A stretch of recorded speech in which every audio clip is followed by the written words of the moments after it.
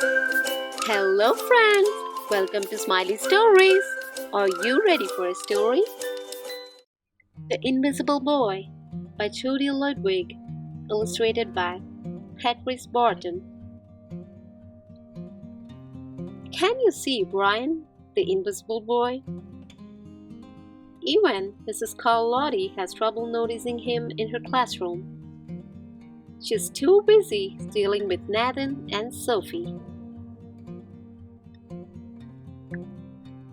Nathan has problems with what Mrs. Carlotti calls volume control. He uses his outside voice inside too much. Sophie whines and complains when she doesn't get her way. Nathan and Sophie take up a lot of space. Brian doesn't.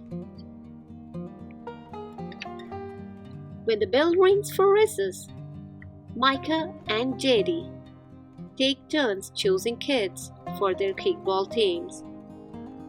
The best players get picked first. Then, the best friends of the best players. Then, the friends of the best friends. Only Brian is left, still waiting and hoping. JT glances in Brian's direction and, just as quickly, looks away.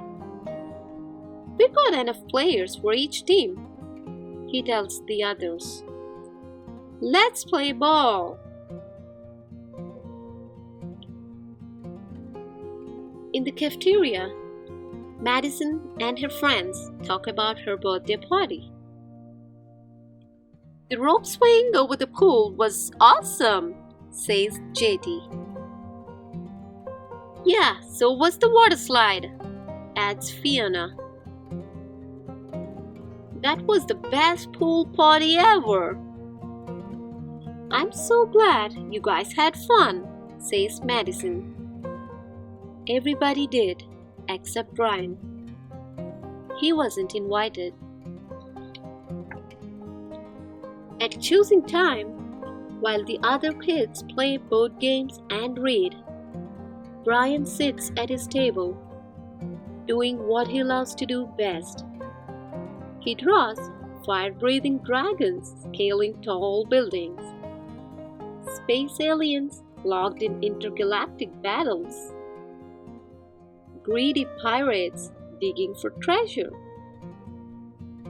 and superheroes with the power to make friends wherever they go.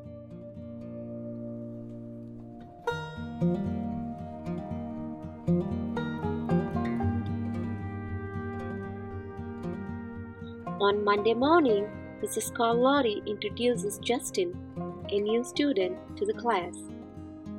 Brian smiles shyly at him. Some of the other kids sneak looks at Justin, trying to figure out if he's cool enough to be their friend. They haven't quite made up their minds yet. At lunch, Madison and JD watch Justin eat with chopsticks. "What's that?" asks Madison as she points at Justin's food. "It's bulgogi." "Whoa, what?" "Bulgogi, it's Korean barbecued beef. My grandma made it for me. It's really good. Do you want to try some?" "There's no way I'd eat bulgogi." And the kids laugh. All of them, that is, except Brian. He sits there, wondering which is worse, being laughed at or feeling invisible. The next day, when Justin goes to his cubby to put away his backpack, he notices a piece of paper with his name on it.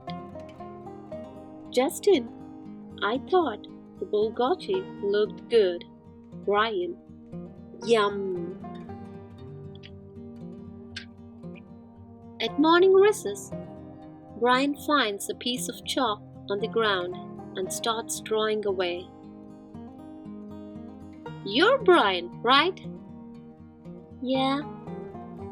Thanks for the note. Hey, Justin! Amelia calls out from the tetherball court. You're up next!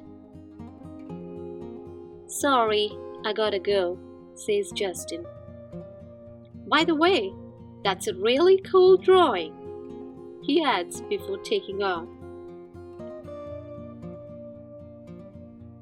Back in class, Mrs. Carlotti asks the kids to team up in twos or threes for a special project. The kids scurry around the room to pair off. Brian heads toward Justin. I'm already with Justin, says Amelia. Find someone else. Brian looks at the floor, wishing he could draw a hole right there to swallow him up. Mrs. Carlotti said we can have up to 3 people in our group. We're only 2. Come on, Emilio. Let him work with us. Okay, I guess. Mrs. Carlotti gives the class directions for the project. Your assignment is to work together to write a story about what you see in the photograph. Use your imagination and have fun. Whoa, cool, says Amelia. What kind of people do you think would live in houses like that? I don't know, but I bet Brian could draw them to go with our story, says Justin. Brian smiles as he takes out his lucky pen.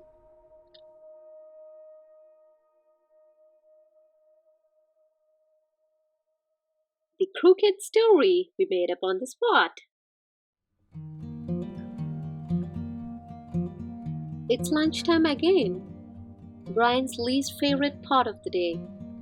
Another 20 long minutes of kids talking and laughing with everyone else but him. Brian! He hears someone shout. Hey Brian, over here! Brian turns and sees Justin waving him over. Emilio nods at Brian as he makes room for him at the table.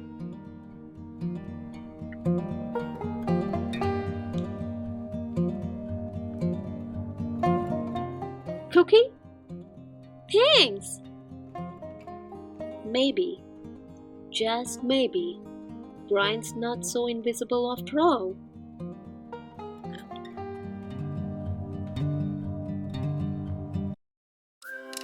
Thank you for watching. If you have enjoyed this video, please like, share and consider subscribing.